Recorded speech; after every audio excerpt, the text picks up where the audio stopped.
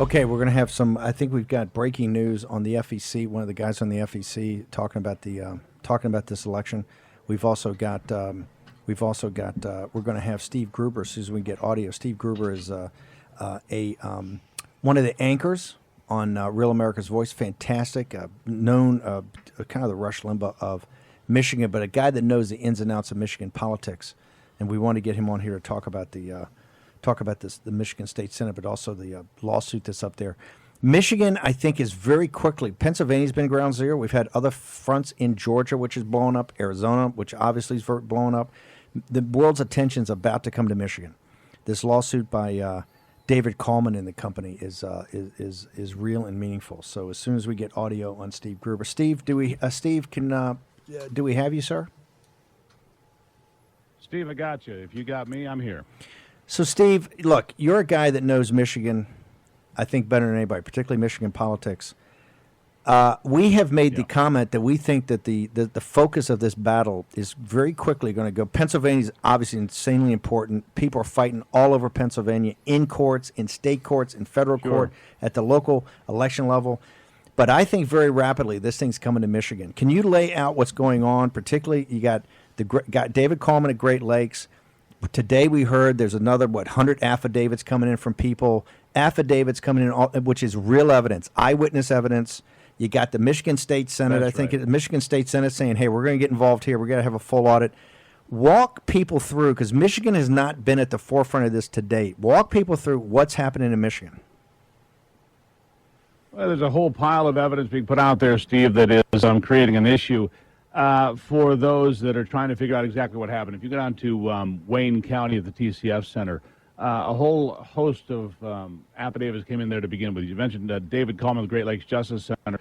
And for anybody that hasn't heard any of these allegations, I mean, these are just stunning allegations in which the counters were saying that at any given time they'd be given a batch, 50 ballots at a time, to run through the tabulators. Well, the tabulators would jam 4 and 5 times an hour, according to Melissa Carone. She's one of the sworn affidavits here.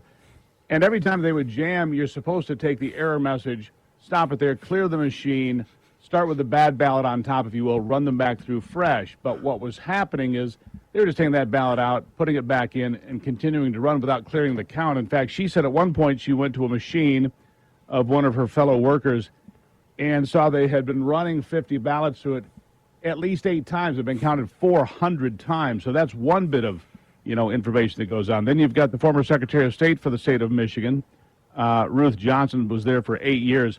She's looking at all this evidence saying, listen, it's overwhelming. You need an audit. Now, by Michigan Constitution, when you ask for an audit of the vote, that can happen. Now, it's 146,000 votes is the difference.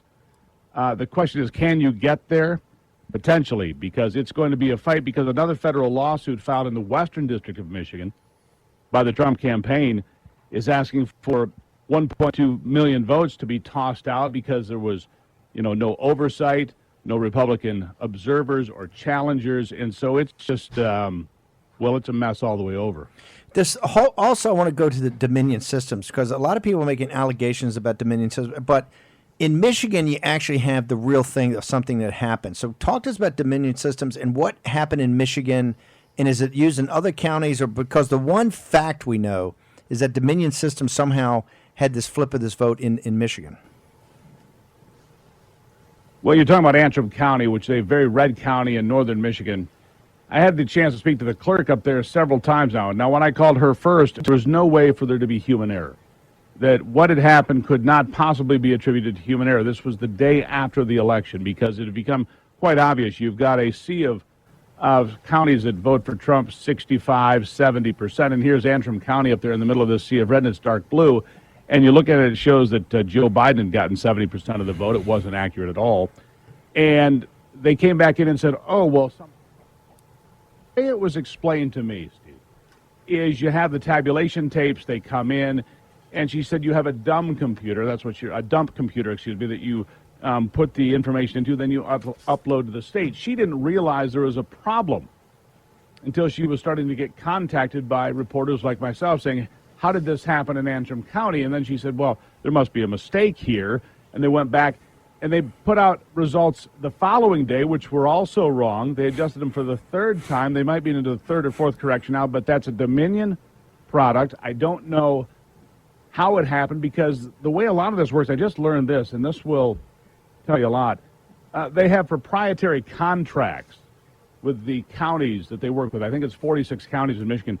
So if the Trump campaign comes in and says there's something wrong with the software here because of contracts that say you can't look at proprietary information, the Trump campaign can't look under the hood of the software, and you know, that's obviously a problem. Well, the state can. I take it that's one of the reasons you're going to court. I want to go back to Wayne County for a second in these affidavits. What's shocking about Coleman's first wave of affidavits before the Dominion said the employees of the, I guess, elections board, the way she describes it, if you read the affidavit, and maybe I'm reading it incorrectly, and you're an expert, and Wayne County is where Detroit is. It seems like they're trained. What her allegation is that they are trained. They're essentially trained in voter fraud. Is that too aggressive on our part? Is that the way you read the affidavit? Well, that's the way I read the affidavit. They were trained improperly, if they were trained at all. One of the things that it says here is that they didn't get any training whatsoever. In fact, the counters, which were trained very little, if at all, is the way one of these reads. And then you read affidavits that say not only did that happen, but ballots were arriving 3:45 in the morning. We know that 40,000 ballots showed up at 3:45 in the morning the day after the election. But then we learned that as many as 100,000 ballots came in 24 hours later. Ballots, precincts closed, voting closes at 8 o'clock on Tuesday. After 8 o'clock Wednesday night at the TCF Center, another 100,000 ballots whose provenance is unknown. Where did they come from? Nobody knows. And then you hear the affidavits of going through, and you've got a ballot in your hand, and here it is. You can't figure out who sent it, so you go through, the poll workers would go through and find on the qualified voter file, which is an electronic file that any precinct worker can have access to if they have the internet. Isn't that scary? They go through, they find a name that's not attributed to a ballot, they assign it to the ballot, and they run it through. All of these things, and as you pointed out, it's not hearsay. This is direct eyewitness testimony. That's what we call evidence. Now, again, is it enough to overturn 146,000 votes? I don't know, but it's going to be, well, it's going to rip the lid off from the problems in Wayne County and Detroit, which they had during the primaries. And if you go back to 2016, when Jill Stein asked for a recount in Michigan, they found that a lot of the, you'd have a ballot box that's supposed to have 100 ballots in it, and they'd look at the list of people that signed, and they'd say, well, there's only 80 people here, but there's 100 ballots in the box. Under Michigan law, and this is obscene, you can't recount that precinct. Well, they don't match. They're unbalanced, so therefore we just leave it the way it is. If the seal is broken on the ballot box that has the ballots in it, if the seal is broken, can't recount it, can't touch it. How does that make any sense? How do you go back and recount bad votes, basically, or just let them stand because the seal is broken, or they're unbalanced because there's too many signatures and not enough ballots, but usually there's more ballots than signatures. You can figure that part out. Yesterday, Steve, we had the war room working apparatus in on the call in state court where David Coleman was the first time. And here's what was shocking. I think the Biden campaign said the quiet part out loud. They started talking about their nervousness about the certification process and the timing, because Coleman was coming in hard on this. The judge is going to rule tomorrow at noon. This is why I keep saying the world's about to shift their attention to Michigan, because it's gnarly. And a lot of these affidavits are eyewitness accounts. And people say there's no evidence. Well, I keep telling people, hey, read the affidavits coming into Michigan, because these are eyewitnesses who are putting their name on it, and all their lives are going to be destroyed by the left. This thing takes place at noon tomorrow. What is it? Go ahead, sir. I was just going to say, I was going to point out Ruth Johnson, Republican Secretary of State. She's now a state senator. She was the Secretary of State from 2011 through 2019, January to January. Pretty level-headed, competent individual. She's not a bomb thrower. She's not an excitable person. She's not really even that political, really. And she came in and looked at all the stuff that Coleman had put forth there at the Great Lakes Justice Center and his team. And and she decided to join the suit with an affidavit of her own.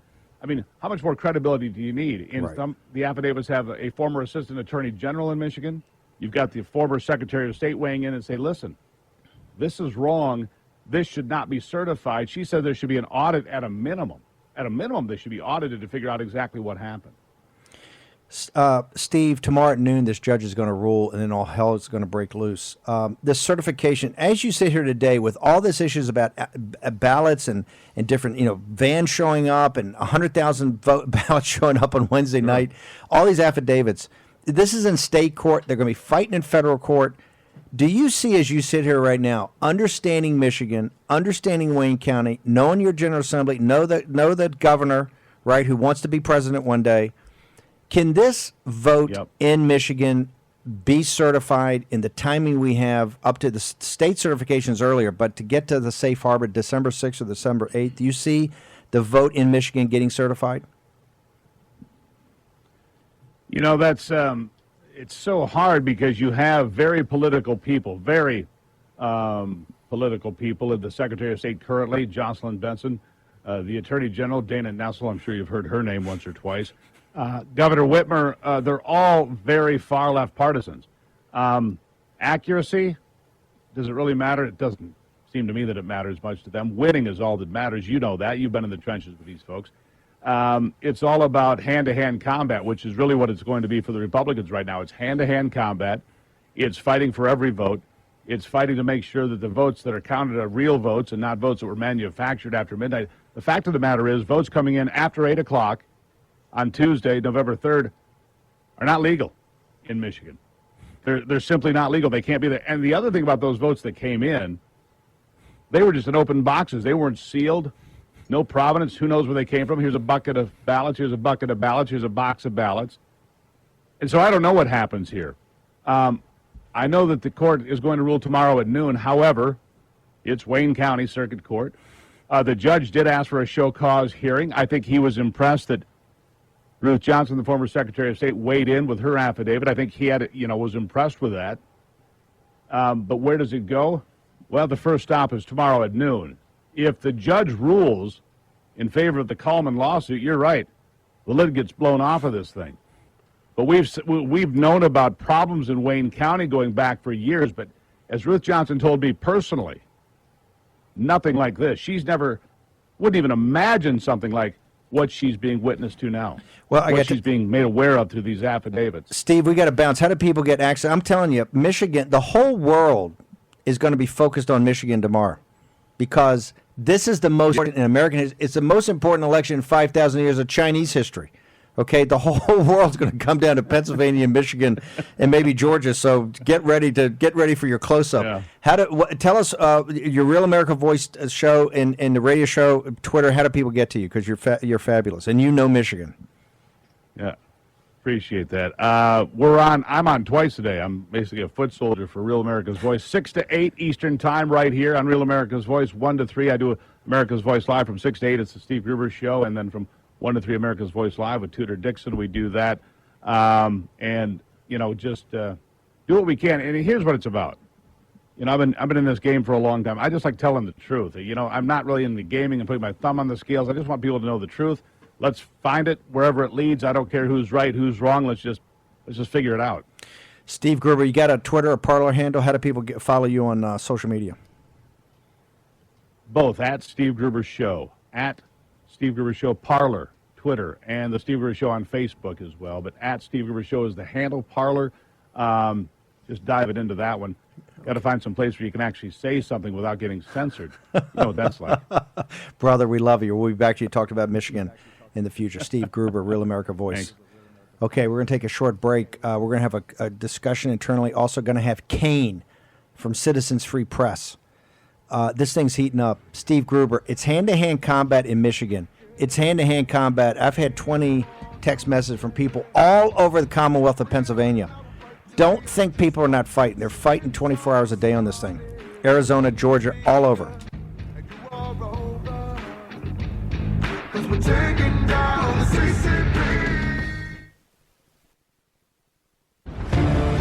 War Room Pandemic with Stephen K. Bannon. The epidemic is a demon, and we cannot let this demon hide. War Room, Pandemic.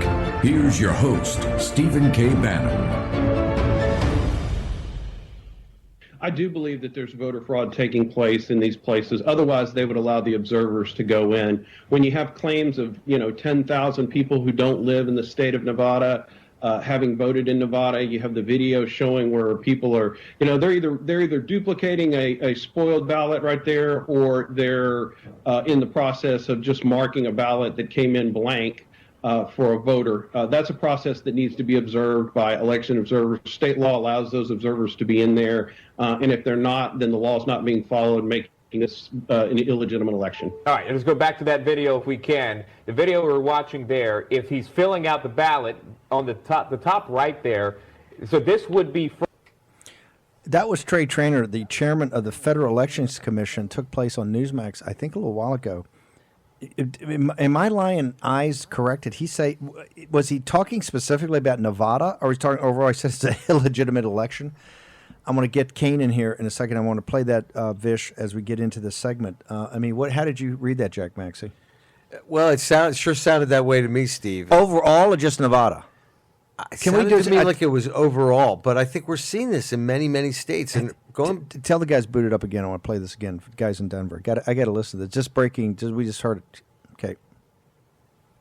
I do believe that there's voter fraud taking place in these places. Otherwise, they would allow the observers to go in. When you have claims of 10,000 people who don't live in the state of Nevada having voted in Nevada, you have the video showing where people are, they're either duplicating a spoiled ballot right there, or they're in the process of just marking a ballot that came in blank for a voter. That's a process that needs to be observed by election observers. State law allows those observers to be in there, and if they're not, then the law is not being followed, making this an illegitimate election. All right, let's go back to that video if we can. The video we're watching there, if he's filling out the ballot on the top right there. That's fine. Okay, we're going to reach out to Trey Traynor and see just what his definition, because he wasn't specifically talking about Nevada. He was talking about these elections, right?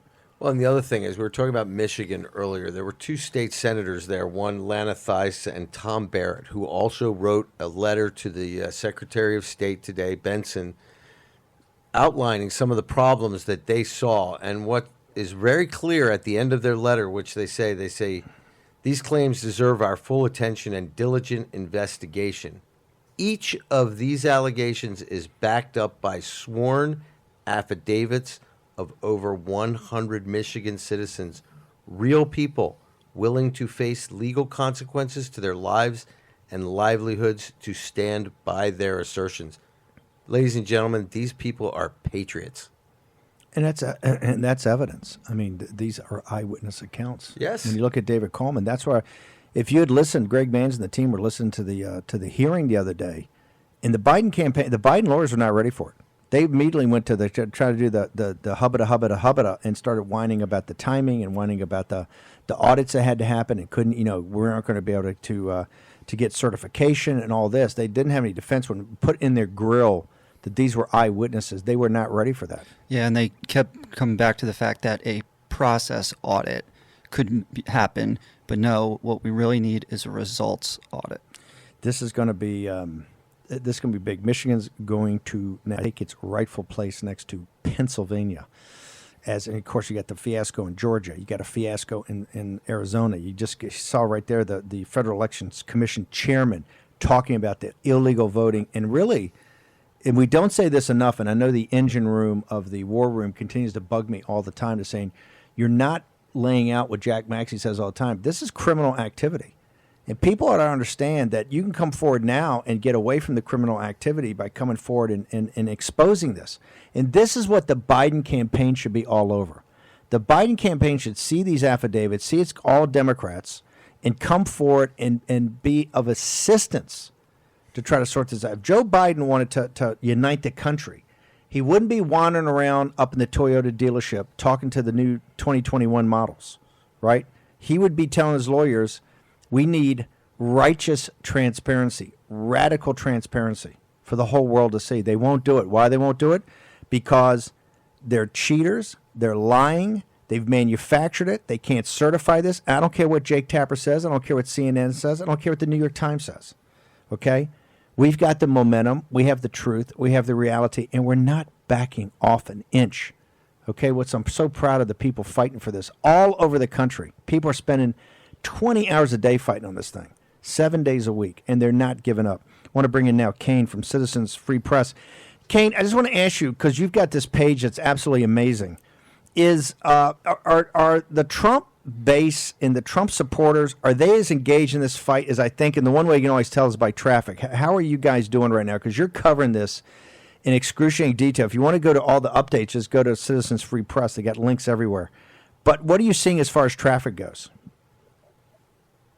It's off the charts. I heard what Mr. Hoff said from Gateway Pundit, how they're pushing 5 million a day. I'm double where I was just 3 weeks ago. So we're at about 3.5 million.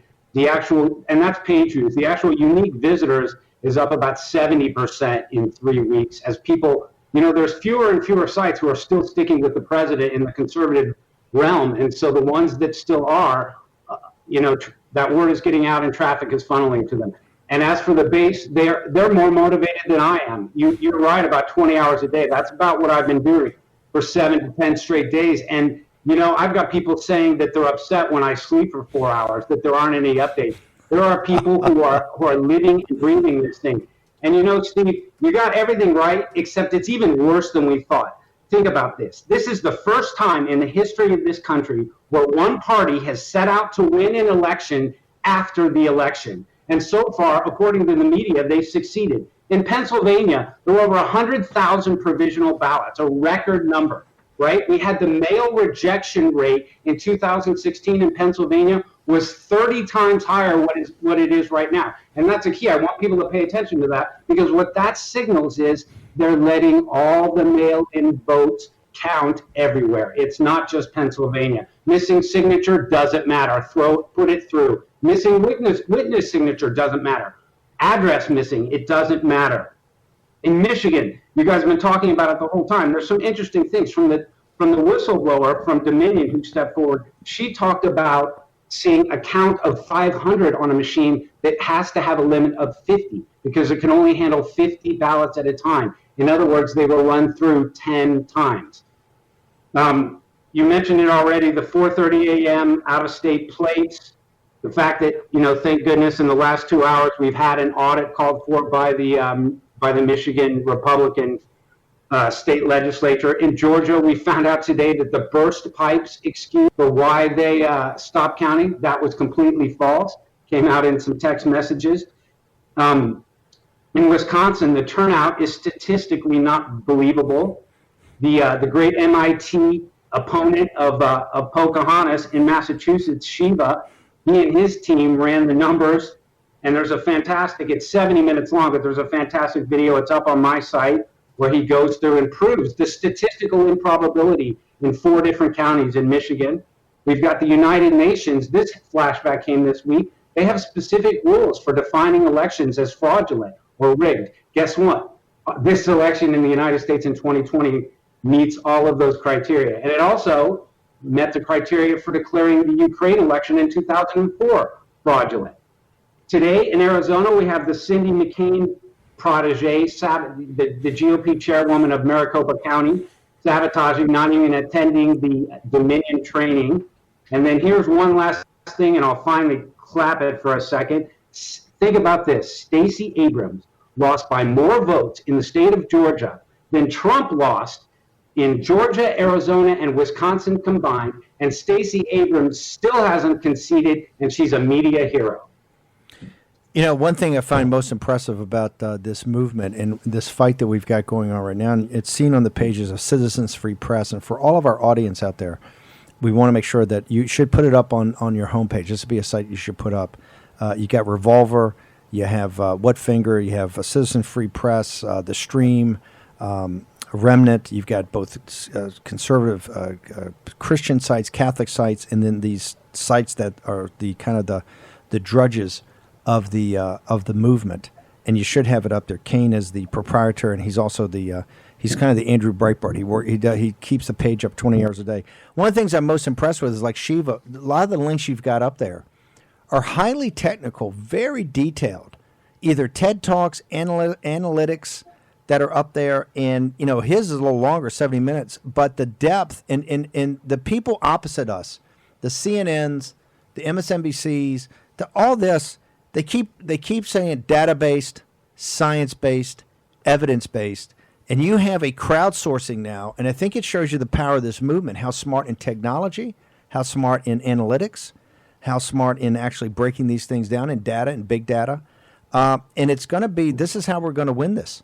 We're going to close on this victory because of this crowdsourcing, riding the sound of the guns. Now you're starting to see, Kane, I think, where the Republican, actually the apparatus, you see it in Pennsylvania, where people in the General Assembly are coming forward. And the reason they're coming forward, and in states in Michigan, they see that the people have their back. They see that we're engaged. They see that the deplorables are enraged by this and not going to back down. So that's one of the reasons that they're so strong.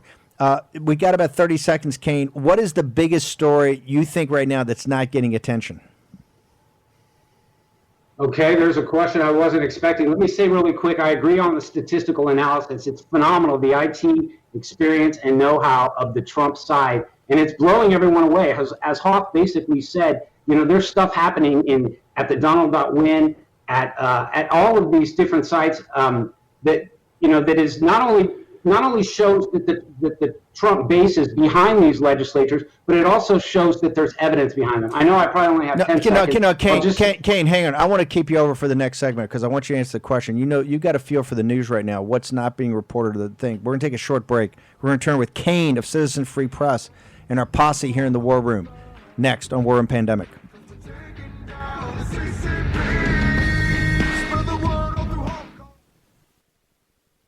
Pandemic with Stephen K. Bannon. The epidemic is a demon, and we cannot let this demon hide. War Room. Pandemic. Here's your host, Stephen K. Bannon. My fellow Americans, I stand here with all that feel as I do, disgusted with this lie that Biden has been chosen, as if we all don't know the truth. And when one tries to deceive, we know that one can't get away with it. There will be a price to pay. The ones who are jumping for joy now are jumping toward the horror they will be in for, because I know that the promises being made from the left to the American people will never come to be. My friends of all colors, races, and religions, this is now our greatest fight since the Civil War. The battle of righteousness versus Satan. Yes, Satan. Because these leftists are evil, corrupt, and they want to tear down this nation. We must not allow this. We must fight this corruption that has taken over and fight for the good that seems lost. Let us give our trust to God and fight now for Trump's victory, because we all know this ballot count is corruption like they are. So let us not back down. Let us fight this fight as if it is our last fight on earth. As Muhammad Ali said, it's not over till the last punch you have. God bless. John Voight there with a very powerful message. We got to play that every show. It's just so powerful. Last fight, like it's your last fight on earth. And it's not over until your last punch. Well, and he also frames it between a fight between light and darkness. And he says this is the hardest struggle that we've had since the Civil War. And I will remind people every single day who were the enemy in the Civil War. It was the Democrat Party, who were willing to take this country into bloodshed and destruction to maintain the chattel slavery of black American citizens. Fact. Kane, I want to go back to Kane. He's the founder, proprietor, editor-in-chief, head cook and bottle washer at Citizens Free Press, doing an amazing job Looks like you're en route to do 100 million page views this month, which is just blows me away. 3.5 million a day. What is the stories? Because you post up there, so people can kind of go down your links. What are the stories now? Because Michigan's coming to the forefront, and tomorrow at noon, when this judge rules, it's going to be a major story. And the mainstream media doesn't want to cover it. They don't want to cover Coleman's lawsuit because they realize Coleman's got the receipts, right? Coleman's got affidavits of eyewitnesses, and they don't want that. And he's a pragmatic. He's like a Norman Rockwell figure, right? Kane, what are the stories that you think people should be most focused on in this fight? And what is being underreported that you think you would give people a heads up, hey, I think this is going to be big news a week from now? Well, what's happening, you mentioned the 12 o'clock court ruling tomorrow. That's going to be big. We had, in the last 2 hours, the Michigan state senators, Republican state senators, requesting a full audit of the 2020 election. So it hasn't been granted yet, but that'll be very important to watch closely. In terms of stories that people are missing, look, a week from now, I think what we're going to be paying attention to is Georgia and starting to settle a little bit into those Senate races and seeing if we can't restrict some of the loopholes they have in their ballot harvesting. In Georgia, ballot harvesting is illegal except for if any one of your 15 different types of relatives decide to drop the ballot off for you. We know that all the Democrat attention is going to be on Georgia, and that's going to be our last battle. So as we continue to follow everything that's going on with President Trump, we have to let's not forget about what's going to happen in Georgia. Let's keep our eyes on what the Democrats are going to do and make sure that we're prepared there. Because look, if they can win an election after an election, that's a very difficult thing for us to deal with. The ruling today by the Pennsylvania judge, the court ruling from a couple of hours ago, although it doesn't represent a huge number of ballots, it does set legal precedent, and it would provide an avenue for that case to go to the Supreme Court, where they could decide whether any ballots received after 8 p.m. in Pennsylvania should be counted. So that issue we'll be looking at. A quick one, no joke here. A California woman found out that her service dog voted in the election. People can find that story about 5 headlines down. I'm not even going to go into detail. And then in Michigan, I really think Wayne County is where a lot of this is happening. Rudy talking today about the affidavit saying that 100,000 Biden ballots were brought in to catch up with Trump. And then I guess one last thing, it's been mentioned a few times, but this really happened in 4 urban centers: Milwaukee, Atlanta, Philadelphia, and Detroit. And it looks like they were willing to manufacture an unlimited number of ballots, whatever it would take to win. So something to pay attention to would be, there have been $2 million rewards offered, one in the state of Georgia and one in the state of Texas. And I believe the Texas $1 million reward applies nationally. It's from the lieutenant governor. So could we get a high-profile whistleblower who has a smoking gun, who was there, who's a Democrat, who knows what happened in Wayne County, who knows what happened at that 4:30 a.m. delivery of 130,000 ballots? So that would be something to keep your eye on. But mostly, we'll be watching you and not sleeping and getting it done. So, Kane, how do people, what's your Parler handle, Twitter handle? How do people get, what they should do is put Citizens Free Press up on their homepage as one of the apps. Get the app up there at the site so you can see it. You got to go to it. You refresh it all day long. It's got so much news up there. It's incredible. So how do people get to you through social media? Okay, well, yeah, as you know, I don't care too much about social media, but my Twitter handle is @CitizenFreePress. The Parler handle is also @CitizenFreePress. The website is actually Citizen Free Press without the S, so at citizenfreepress.com. Let people know that I'm here every day from about 10 in the morning until 4 a.m., updating headlines all day, every day, 7 days a week, 365 days a year. The battle will not end on Citizen Free Press, and as long as you're fighting and Trump is fighting, we'll be fighting alongside. Well, we're gonna fight down to the evening before the 19th of January, year of our Lord 2021, when Donald J. Trump wins in the House of Representatives, and we look forward to seeing you here, Kane. Book your suite now at the Trump Hotel, because we'll see you here. We'll see you here for the inauguration over at the White House, since they won't be doing it at the Capitol in 2021. Kane, thank you very much. You're a true American hero. We got breaking. Thank you. Great to be here. Thanks, brother. Yep. So coming out of Pennsylvania, we've been talking about the leadership and how this is going to shake up and who's going to be getting the rank and file and members ready for this fight.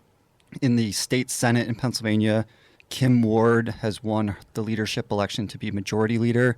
So Jake Corman is now Senate pro temp, and she is the majority leader.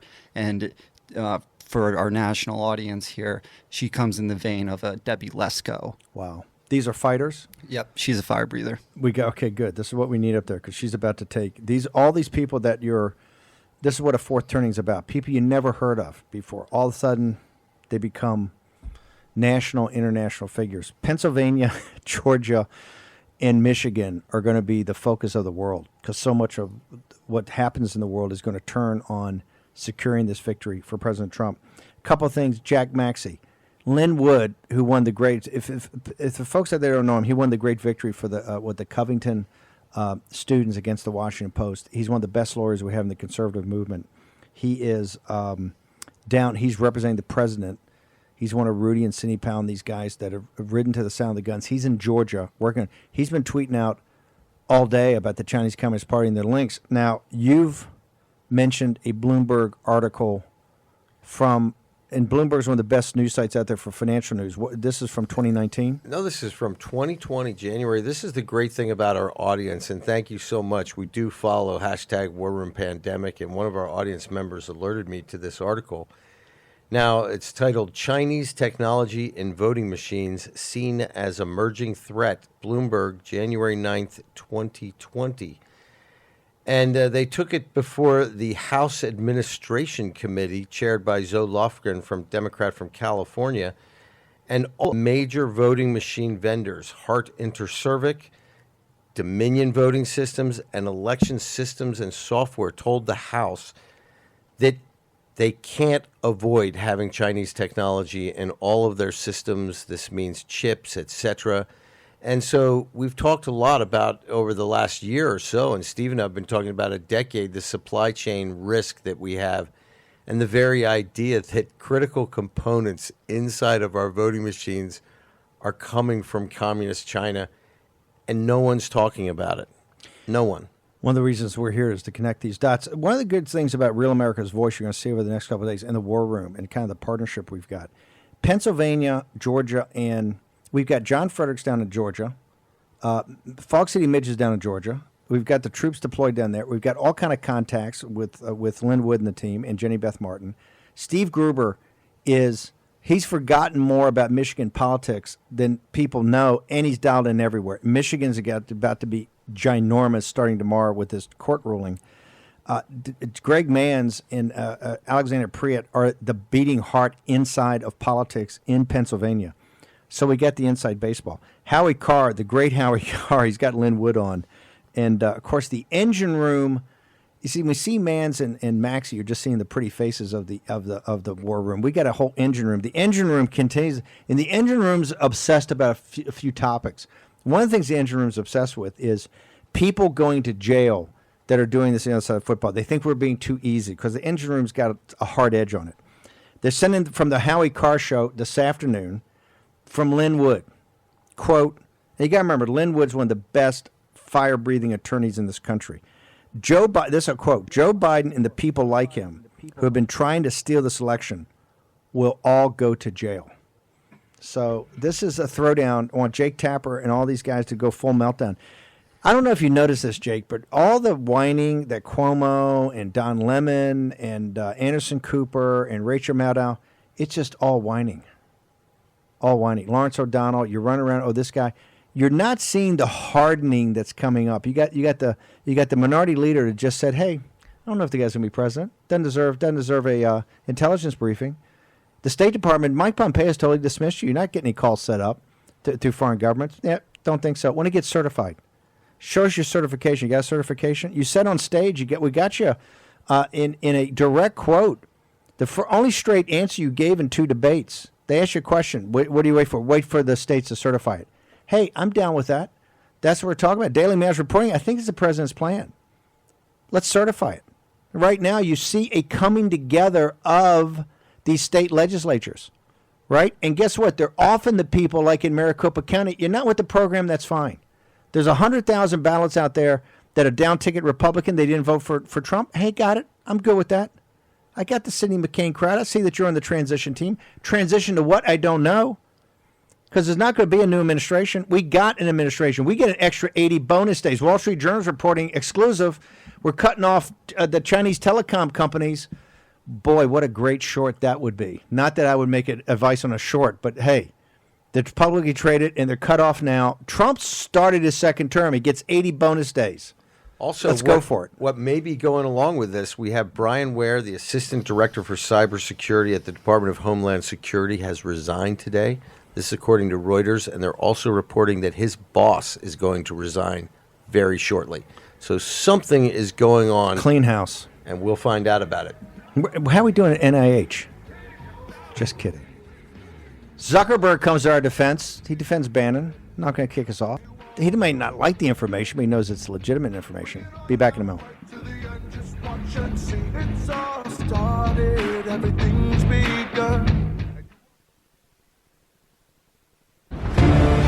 War Room Pandemic with Stephen K. Bannon. The epidemic is a demon, and we cannot let this demon hide.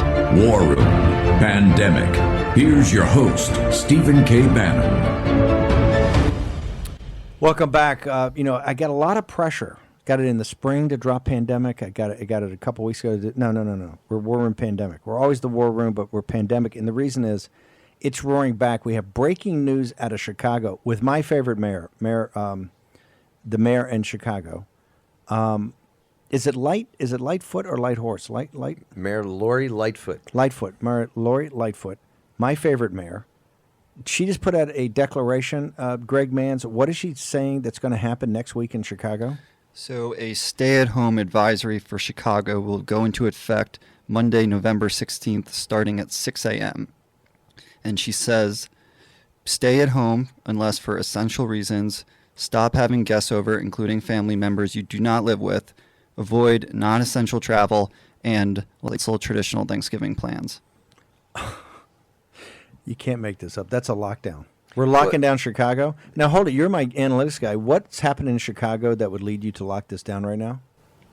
Nothing, Steve. There is nothing happening in Chicago that would lead me to lock it down like she is doing now. Even Anthony Fauci earlier today said the American people are not prepared for another lockdown.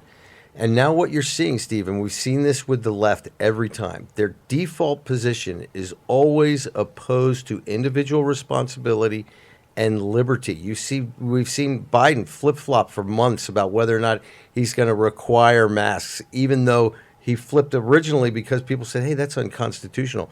Well, now that he sees power potentially in his grasp, I don't think they care about the Constitution anymore, Steve. They're going to do whatever it takes, panic. Keeping people in a sense of fear is how they operate. And we've said this now for months and months. I've been saying it since March. The children should all be in school. We are robbing these young people of their futures. We now have this Moderna and Pfizer vaccine that they look like they're going to qualify in the next 2 weeks. We're going to have 25 million dosages. I don't know if that vaccine's. I know, but listen, we know who the vulnerable are. Right. That we should get this to the 40 million people. A couple of things on the politics. 65. We continue to say on this show that President Trump's plan and what he had, and maybe it wasn't articulate about the targeted interventions, which was kind of Birx's idea that came in the spring, and they kind of went to that with the comorbidities. He never smoked Biden out because this was Biden's plan from the beginning: do a lockdown. The guy in Minnesota that laid it out yesterday, it was, hey, we're going to do a 6. Now, listen, on the show, we had a big debate about this, but we did advocate back in the spring, we didn't have all the data when they were going to do this. The Trump administration was kind of doing this, in and out. We said, hey, if you're going to do it, do it. Let's lock it down. No travel no planes going from New York City to Puerto Rico, dumping into Puerto Rico. No internal travel. Let's do it like the Chinese, if you've got to do it. If you're going to do it for 30 days, let's do it all the way. Hard lockdown. Now that we're past that, we know so much more about this virus. You can do targeted interventions. I don't know what set of math drives the overall lockdown, and I think you're correct that people understand that there's got to be some trade-offs and some mitigation. Biden never forced his hand. If he had said this before November 3rd, it even been a bigger win for Trump than it already is. It'd been outside their grasp to even steal it. Our whole system, from the founding documents on forward, is to energize the individual as the superior component in this. And you watch the Democrats in every decision, they make a decision based upon their notion of the collective, not the rights of the individual. This is clear in every. I know that, thing but they do. this is this is libertarian. No, it's Jack. not libertarian. I'm about to get blown up by the audience. But in a time of national emergency, or which I do believe, you don't have to take away the right. What you have to do is do it smartly. They're thinking of just an overall lockdown, like in Chicago. We're going to get into the numbers tomorrow. I want to get some of the pandemic guys on, some of the doctors, because for her to put that out, and particularly this thing about Thanksgiving, there's something in their head that they just don't like our traditional. They certainly don't like family gatherings, right? They don't like family gatherings. They don't like the unit of the family unit. So what's better to do than go after Thanksgiving? And I haven't seen anything in Chicago. And look, I know a lot of folks that we'll get into it. What is driving her that next? And she's got to wait. Hey, if it's an emergency, do it today. What do you got to wait till Monday, right? Yeah, maybe. Are they going to miss the Bears game, which nobody can go to? Maybe she's testing her power. I mean, I think people have to understand. We've never had something like this happen before, and now we've got the governor of California warning that there's going to be a twin-demic, influenza and COVID-19. So California, brace yourselves. Buy as much toilet paper as you possibly can fit in your electric car, because the world is coming to an end according to your Democratic leadership. Definitely not true. We're watching this virus sort of decay in terms of its lethality. This is being shown up everywhere around the world. Now, yes, there are more infections, but we're doing 1.5 million tests a day now, Steve. And the other thing that I think we have to understand here, which has been said multiple times from everybody, that we have 10 million people who have been infected, tested infected. Now, we've heard from early in the spring all the way up until the present day that the tested number is probably 3 to 10 times greater than that number. So that means we have either 30 million who've been infected or we have 100 million who've been infected. That's either 10% or 30% of us have been infected. Theoretically, all of those people have at least the immunity of a vaccine. Okay, we're going to get into all of that in tomorrow. Action-packed day. We've got Michigan. We have events going on in things coming up in Pennsylvania.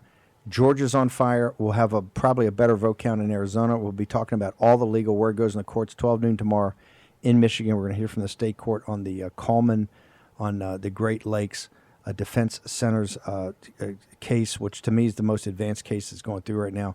And you hear the Biden meltdown. We're also going to get into the pandemic. Chicago's going through basically a lockdown starting Monday. There's the advocate of Joe Biden, although Joe Biden has no standing. He's the Democratic nominee that lost in the 2020 election on game day, the only day that mattered. He's advocating a radical lockdown that even Tony the Fauci, even Fauci doesn't agree with. You know, Fauci doesn't agree. And as bad as Fauci is, as incompetent as Fauci is, he didn't even make their traveling squad on their team. They're even going to be more radical than Fauci and is. Fauci is very optimistic about the vaccine, and he says, listen, it's going to be rolling out in the next 2 weeks. And I think this is a positive thing for those people who are at risk and are in fear. They can get the vaccine in just a few weeks. Okay, we're going to have updates tomorrow on going to be a massive Trump rally here in the nation's capital, down on, I think, Pennsylvania Avenue. And it's going to march up to the Capitol and to the Supreme Court. So you're going to have a lot going on tomorrow through the weekend. Everybody's engaged across the nation, from Michigan, Wisconsin, Pennsylvania, Georgia, Nevada, Arizona. Throughout the nation, we have our shoulder to the wheel until tomorrow morning at 10 a.m. You're in the War Room.